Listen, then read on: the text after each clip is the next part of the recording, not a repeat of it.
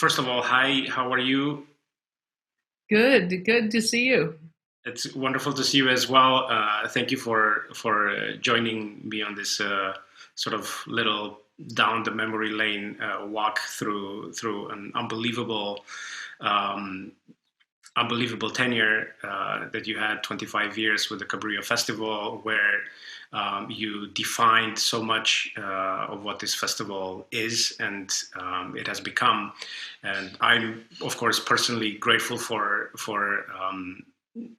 giving me this unbelievable wealth of beautiful, wonderful, meaningful work that now I get to enjoy every year. So I feel a little guilty every time I every time I'm there because I know that there was so much that you put into this festival becoming what it has become. So first of all, thank you for that. Oh, pleasure. Thank you. And of course um, I'm always curious because when I went to Cabrillo first time and I started my first season, there was so much that I learned that it's impossible to imagine from the outside. It's such a Santa Cruz is such a unique place that even if you talk about it, it's just unless you experience it, it really does not do it justice. So I'm curious, first of all, as a community, how did you see it change, or did it change during the 25 years? Well, it was really it was an interesting start because it was just after the that major earthquake. So that was a that was a huge blow to the community, and it was to the whole region, of course. So there was a deep struggle that everyone was embarked on, but it was a journey about community and rebuilding. And so I think right away I had a sense of the kind of, let's all roll up our sleeves and do the work together, that kind of commitment everyone had. And so, of course, that was a moment when the festival was very shaky because the finances were difficult, of course, as a result of the earthquake. And also having someone new trying to redefine or trying to figure out what the definition would be for the future. But I think, the beauty for me is that it's like my relationships. I don't make friends like right away, but I make friends who stay with me for dozens of years. And so that's how it felt with the community in Santa Cruz, and of course with the orchestra and with the listeners and with the composers too. Mm-mm. Well, you've built this not just the concept and the idea behind what the festival is, but also the orchestra that you built, which is remarkable. I mean, I remember hearing you talk about this before there was anything about me being involved in Cabrillo, and I remember seeing videos and you talking about the fact that this is really truly remarkable, Yeah, beautiful. it's an exceptional group of human beings. I think that, I hope that that's something that can can really define every project that I'm involved with. That the people I want to attract to the project are the people that have the right motivations Mm. and are in it for the right reasons. And I think, the fact that all these musicians really give up their lives in a way to come and be there and be present and work so hard in preparation for all of this difficult music. And then they work in the rehearsals, and I know you've found this because they tell me the same, as hard as any orchestra on the planet, if not harder. And, there's no expectation of the usual rewards. The reward of money doesn't exist really. The reward of, huge press acclaim, that doesn't really exist there. But the real importance exists there. So they get the reward of, first of all, each other, and that kind of coming together. The reward of working with great conductors like you, working with great soloists, and working with the voices of today, which is really important. I think musicians love to understand what composers are doing. It's so critical. and having the composers there that they can interact with, and then the audience. So I think they're coming again for the right reasons, and the rewards are not how we usually measure them. And I think there's an incredible beauty in that as well. Absolutely, and this is something that it's also representative, I think, of the kind of community that surrounds the festival. I was so, for me, one of the most shocking things was, walking into the first rehearsal, and then I said, oh, okay, well, maybe a lot of people came to see the rehearsal because they were curious about the new person here, and they wanted to see about this. And I said, okay, well, this will probably die down by tomorrow, and it didn't. And it's like that every single time, and it's amazing to me to see the community embrace the process so much and be so interested in the creative process. But Ellen and I, we really sat down to strategically figure out how to create a center for, when you think of new music, that your audience expectations start to dwindle to very, very small. But instead, we started speaking about, how to create a destination for creativity.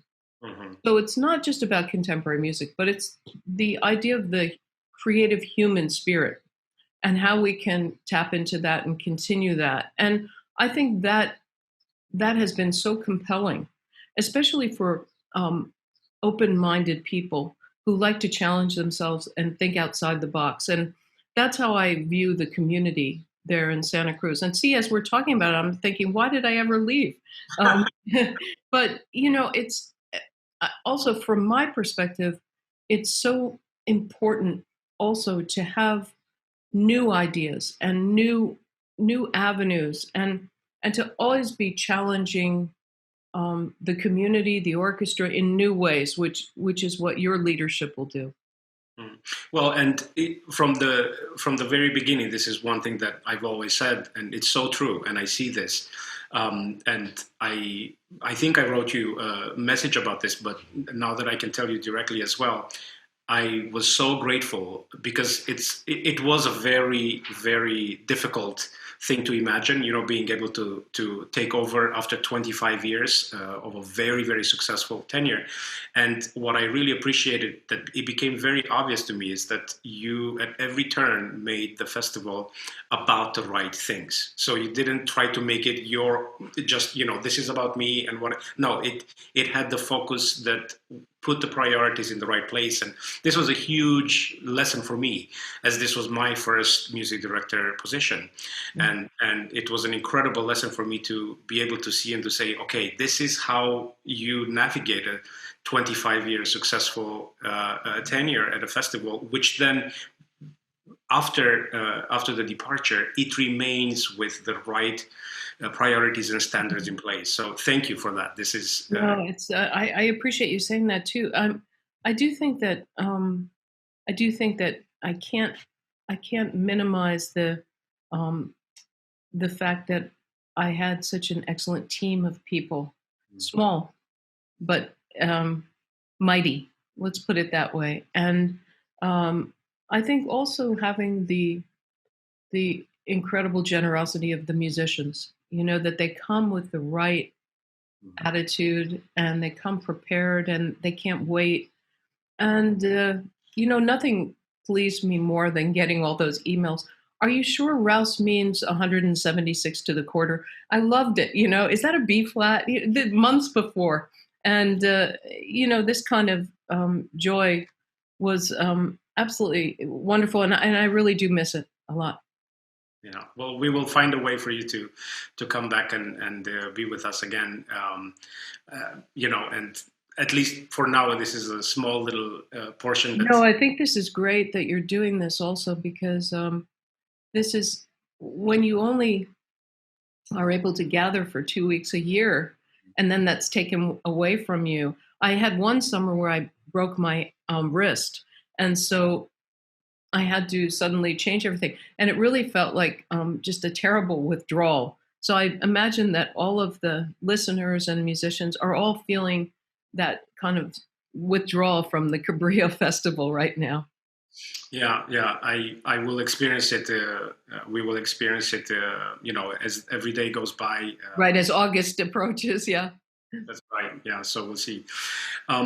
So I wanted to ask you a couple of questions because you had some, at least, I looked at the Cabrillo Festival for so many years from the outside, and I don't know if I suspect all other conductors and music administrators and people in the industry always looked at the Cabrillo Festival because they were always interested in, okay, what is Marin doing? Like, who is Marin working with? What are the composers coming? What are the ideas emerging from this?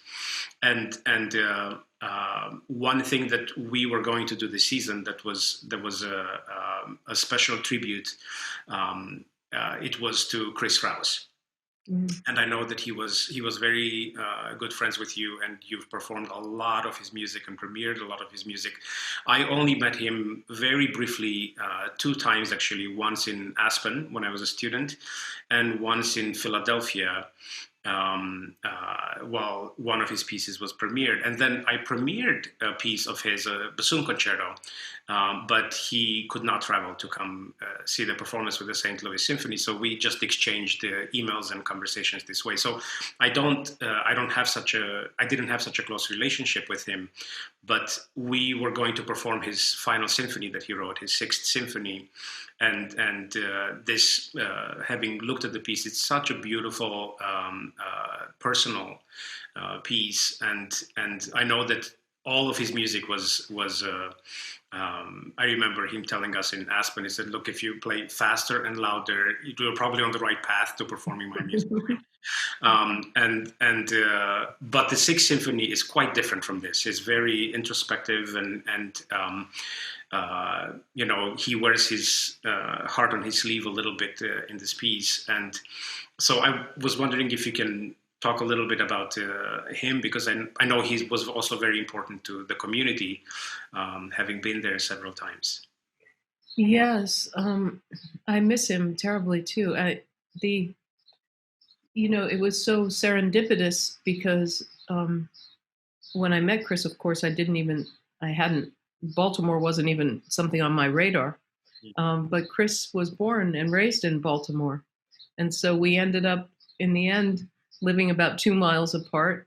And I was able to be with him right up till the end. So it was really, and he turned to me at one point and he said, "Gosh, who would have ever thought you'd be sitting here with me?"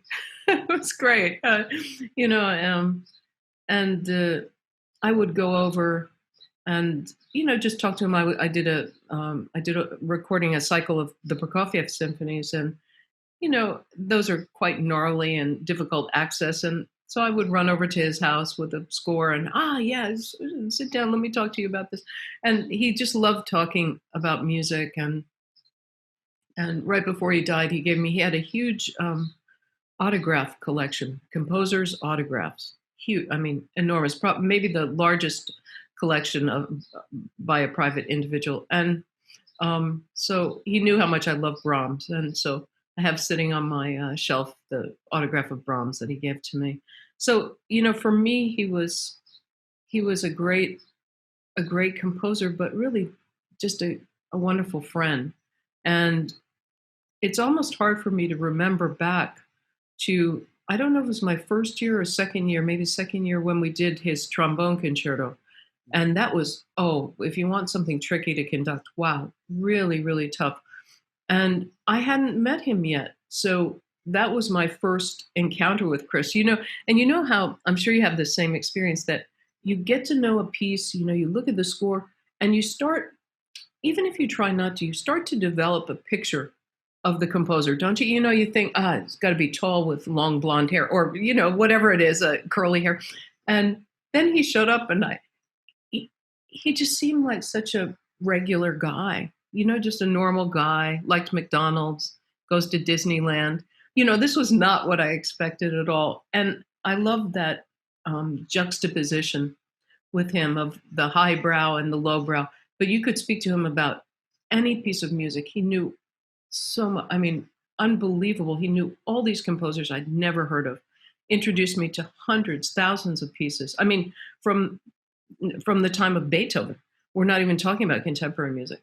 And then he had read, we could talk Greek literature, we could talk mythology, we spoke about a lot. He just was an amazing brain. And I think that he also was a very troubled guy, and a conflicted guy. And that's what we hear in his music. And I think that's what draws us in. This, the struggle that we all feel, I think, as we try to become better versions of ourselves. So I can't say enough about his music. I was probably drawn to the loud, faster part of his music originally, but then I think what really sold me is the poetry and of the lyricism. Isn't it amazing? And I also had planned on doing his Sixth Symphony, but sadly, of course, everything has been postponed. But I hope you'll do it. Will you do it the summer, next summer? Yes, absolutely. I will do it because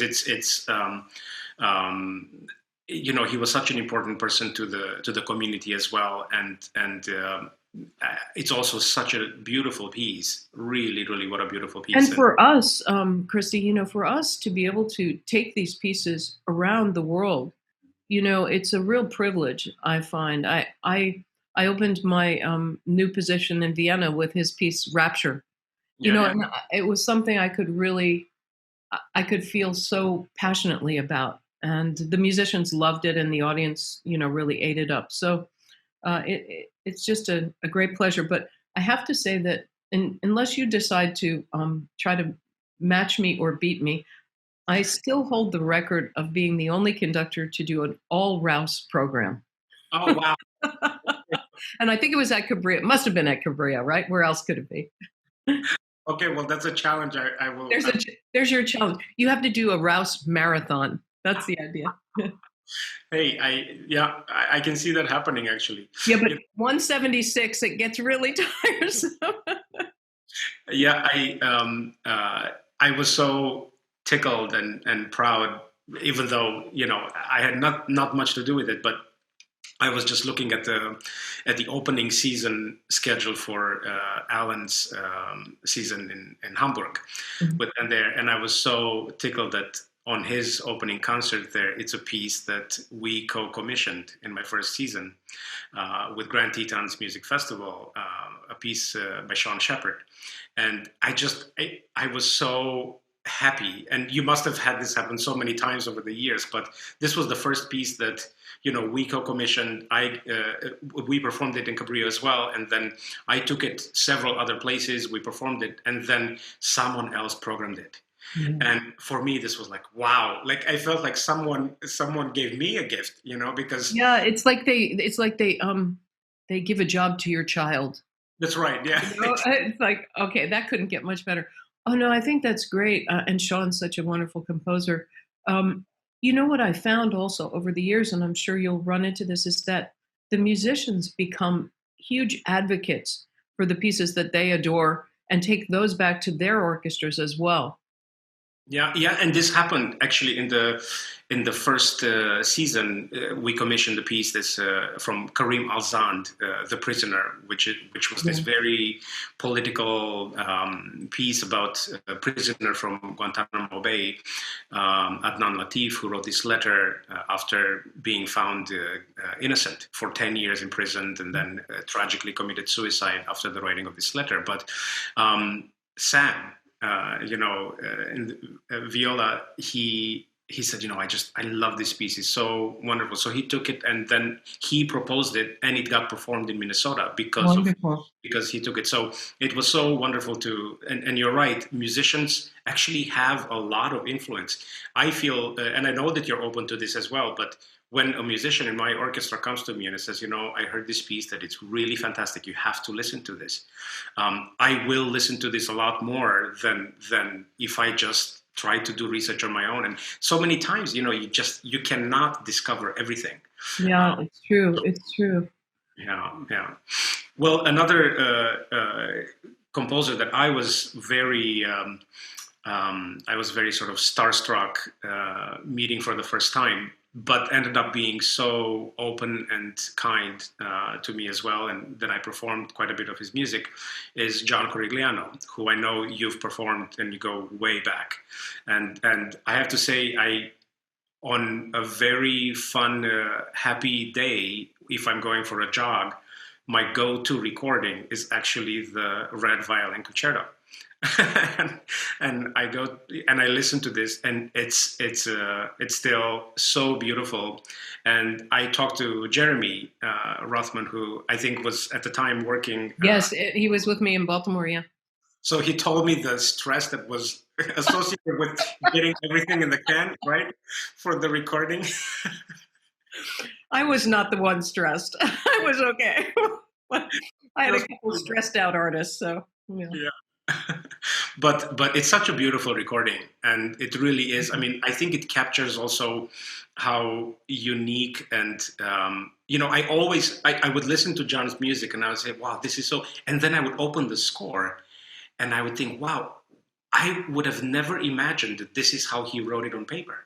Yeah, his notation, it's so interesting. I think he's one of those composers whose language is so identifiable. You can just hear the signature in his voice. As soon as I hear a piece, that's got to be John's piece. He's a master of the instrument, the orchestra. He really, really knows. But his unique technique of, for us, we see a lot of triangles with numbers in them. So there's a lot of cueing. And it's interesting because I don't know if you've done his clarinet concerto yet, but it was before he established the triangles. So, he goes up to 13 and I'm like, okay, I'm out of digits. Now what the heck am I supposed to do? So I think he must have had enough conductors who couldn't figure out how to count past 10 that he figured out that system. Yeah. Don't you find that atmosphere? I mean, the way he uses percussion, it's just so fantastic. Yeah, and one of my favorite interactions with him last summer, we did his piano concerto, which was the first orchestral piece that he wrote. Right. Yes. So and I think did I do it there once? I think I did it once years ago, maybe 20 years ago. I don't know, because this was the one piece that we wanted to give him a birthday present, and that was the only piece we hadn't done. We hadn't done. Okay, maybe it was somewhere. Maybe it was in Australia. I can't remember. Yeah. Okay. Wow, crazy, beautiful piece, but so hard. Oh my gosh! So we finished the first rehearsal, and he was there, and taking notes and copious, little things. And I go to him and I said, John, how was it? He said, oh my God. He said, and I said, what's wrong? He said, I said, what happened to my courage? That's what he tells me. And I said, what do you mean? He said, I just don't write like this anymore. He said, I had so much courage to write like that as a young composer. He said, I didn't know anything. I said, and I just feel like my music has really become more conservative over the years. And I thought, well, his writing has definitely changed, and I think the way he notates music has changed. But I don't know if I would call it conservative. But it was interesting to see that reaction. Do you have a parallel to that in terms of conducting? Like when you look back at, let's say, 30 years ago in your conducting, do you feel like you had more courage in doing something? No, I just had more ignorance, I think. That's all. I think, as they say, sometimes ignorance is bliss. And maybe one can interpret ignorance as courage as well. I think it, we hope that we improve. I mean, that's our goal always, of course. But I have to share with you that I try to never watch myself conduct if possible, because it's my least favorite pastime on this planet. So I try to steer clear of it if I can. Yeah. Well, I've decided to do these sessions with conductors that applied for the. That's wonderful, and I'm so glad you're continuing the program. It's great. Well, and I will ask you a couple of questions about it, but so one of the things that I found myself saying over and over to the 90 conductors that I've seen is conducting really is a process of self-discovery over a period of lifetime. The only problem is it's in front of 2,000 people, right? With something that is so intimate, actually, and it is rather intimate the way that you communicate something that is so deeply personal as the understanding of a Brahms phrase, right? It comes from a personal human point of view. It's not an abstract. I don't actually think much music is meant to be abstract. I think it all connects to us in some way directly. But I do think that with that ignorance that you're talking about is the more you start to know music, which accumulates exponentially in one's brain, I guess, the more you realize how, for me, it just becomes more humbling, the idea of actually stepping in front of an orchestra to actually do that for a living. And then you have the responsibility of new pieces and bringing them to life, and then deciding. I mean, how did you deal with the hundreds, literally hundreds of composers that send you music? And I, at first, when I started in Cabrillo, I wanted to see everything. I wanted to talk to everyone. And my manager said, you know what's going to say on your tombstone? It's going to say, he wrote every composer back, and that's a little bit true, because it's such a balance that you have to find in where do you find the time to consider everything? How do you do that? What? I think that it depends on what level of depth you're going to spend with all of these submissions that one receives. But I guess for me, it never felt a burden. It was always something I enjoyed looking through the score. I just do a cursory. I mean, when you have 100 scores, you don't have time to go into depth with all of them. But I do a cursory, culling, and then end up maybe with 20 scores that I'd look at. And I have to say that over the years, I probably 5 to 10% of the pieces I programmed were just sent to me cold, from nowhere, because I always felt, as a person, I think who had to really seize every opportunity because there were so few when I was starting in the field. I really understand the value of being taken for where you are, and really not because of where you've been or who but because of your talent. And so I really felt strongly, and I try to continue that, wherever I am, that young composers need to be heard, just like young soloists, young conductors. But it is a lot. The volume is a lot. But I think you learn, or I did learn anyway, how to kind of balance the level of in-depth looking I did. And I think thankfully the staff helped me respond to everyone. I don't think I was able to respond personally. Right. Yeah, I mean, there are limitations in the number of hours in a day, of course. Yes. Do you find this also, because I was surprised actually when we moved to Europe, I was surprised that European orchestras, I think, look at America as being the place where there's a lot more contemporary music and experimentation. And on the flip side, I found American orchestras looking at European orchestras saying, wow, they do tend to do more interesting projects. And I thought it was really odd to see this, that both sides of the Atlantic were having the impression that the other side was doing more contemporary music and wanted to be like that. Yeah, well, it's quite interesting, because when I left Cabrillo, I didn't anticipate that I would be going to Vienna with a radio orchestra, and you're also with radio orchestra, right? So that it's the same. So our brief includes a lot of contemporary music, and the kind of the style of contemporary music in Europe is very, very different. I find that I love bringing some of those pieces back to the States, and there's still a huge divide, though. I think the ocean still occupies a lot of, at least, terrain up here, even if we can traverse it more easily nowadays.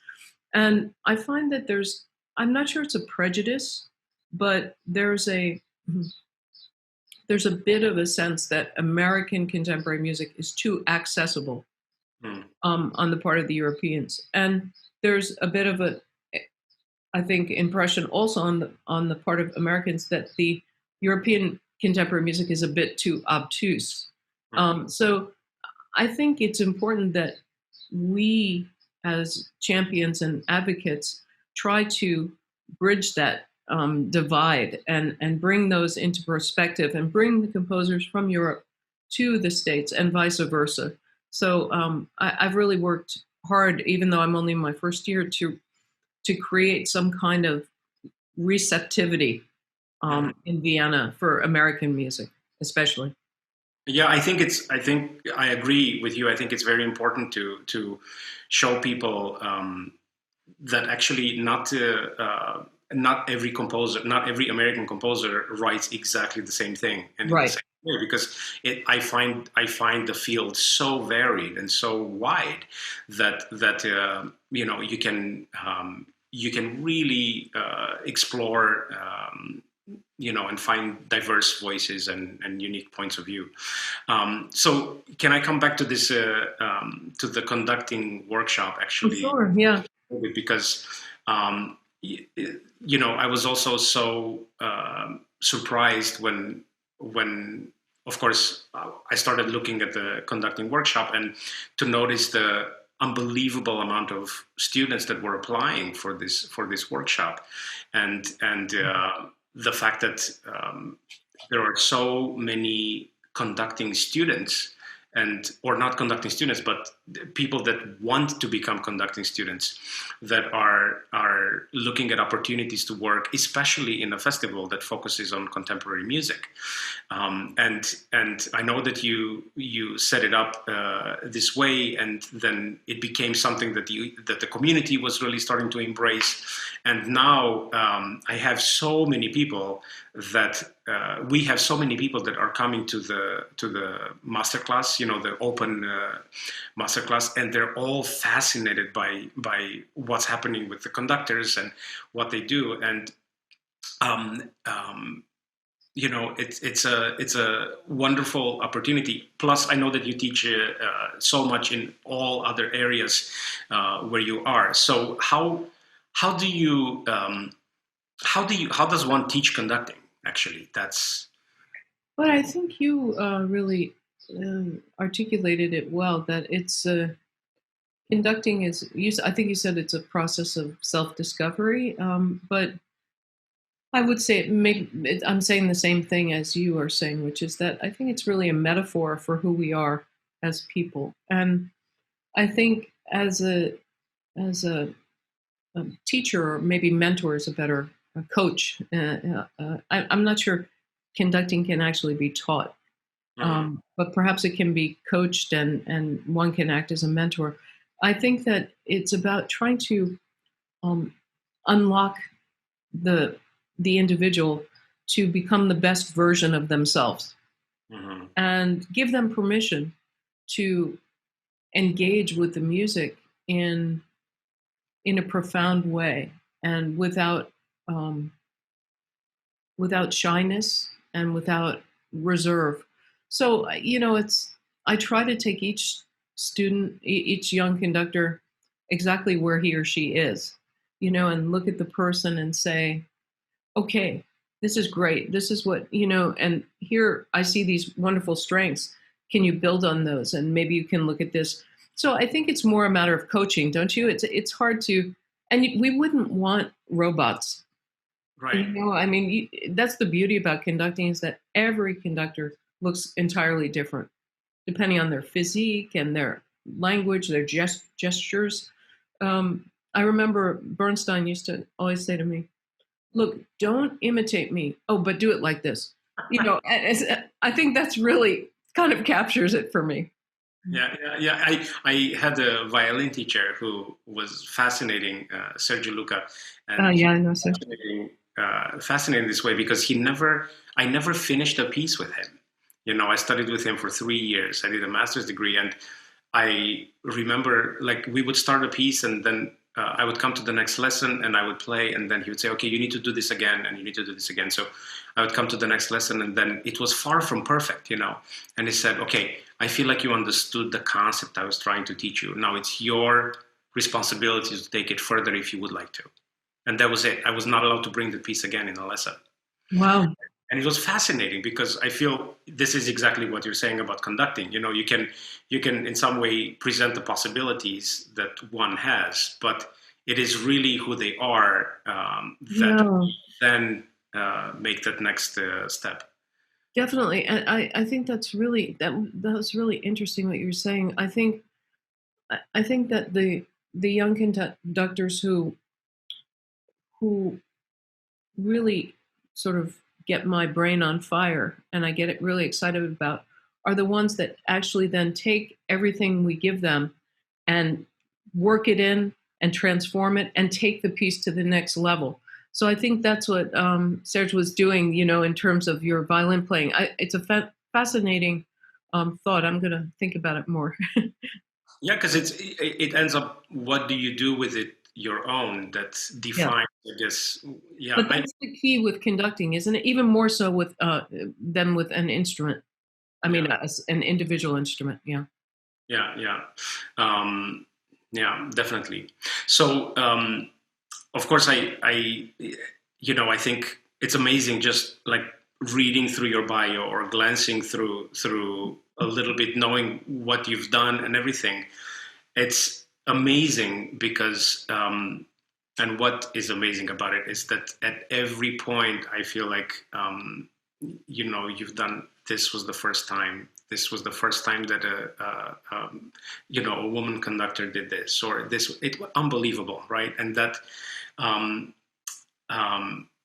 I think I speak for everybody in the industry, when I say that this, I mean, there's so much respect, and I hope that you feel this from all my colleagues. There's so much respect with the fact that you have really have transformed this industry, especially in a time right now where I feel like we are finally starting to really look back and trying to say, hey, wait a second, like we, should have done things differently a long time ago.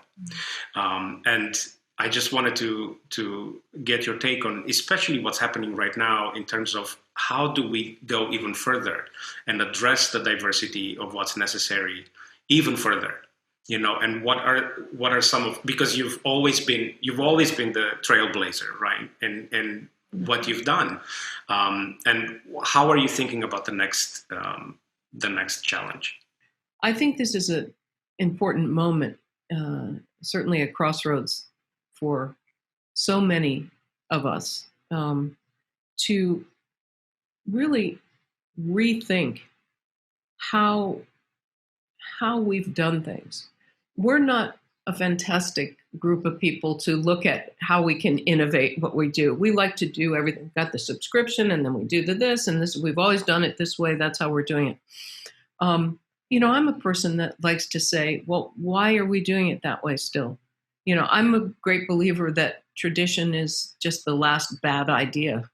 It just got stuck. So why don't we constantly question ourselves? But I think that sometimes that's the way I live my life, and it's tiring for me, but I think it's extremely exhausting for others sometimes to have me constantly questioning. But that said, I've been very deeply, deeply troubled by the lack of diversity in our industry, on stage especially, for probably 30 years. And when I took over with the Baltimore Symphony in my second year in 2008, I finally just said, look, if I don't start something to create access and opportunity for people of color, I don't know who else is going to do it. So I started a program with 30 first graders and called Orchids. And now we have over 2,000 kids playing musical instruments. And, I'm still eager, before I finish with the Baltimore Symphony, to push them into investing further in these kinds of initiatives and try to take that's something that people have a difficult time doing. take the long view. Don't just think of yourself and what you can get out of it, but think about your kids and think about the next generations. And how do we want classical music to survive? Do we want the symphony orchestra to be part of the future? Then let's look at how it can evolve. Um, but these discussions are maybe it's human nature. Yeah, I think I was wondering why there weren't more women on the podiums for decades. Where is everybody? And it took the Me Too movement to really start to open some doors. And for me, that's quite sad in a way, that it takes some kind of, it takes forcing people to have no choice rather than feeling compelled to want to do this and to want to be inclusive. So maybe this is our moment to transform how we think about art, how we think about music in society, how we think about the future that we're going to create. I hope that we can all think in a more open and generous way. Yeah, I remember looking at the Orc Kids program when you started, and I remember thinking, okay, this is such a of course, this is something that needs to happen. It's impossible to just expect for someone to compete, with someone that has received access to education versus someone that has not, and then you can just simply put up your hands and say, well, they have to be competitive in a way, right, without providing the platform, right. And I think you started so early in your career addressing the female conductors question as well, and creating a platform where they were encouraged and yeah, I started a fellowship in 2002 and called the Taki Fellowship, and what's been so wonderful during this lockdown time is that we've all been gathering, all 24 of the awardees, and we've been gathering twice a week on calls and really creating and enjoying a sense of community. And, I realized that that's another very important issue for people who are in the minority in these situations, that without a sense of community, it's very, very hard to be successful. And so I think we also have to be sensitive to that it's not enough to just have one person of color. You really need to have a community of people and also be open to our own unspoken and unconscious bias and how that plays into everything. So I'm really trying, I've spent the past few weeks really reading a lot and trying to study and educate myself. And, I feel just that I'm a novice in all of this still. Yeah, I think we all have a lot of thinking and learning to do.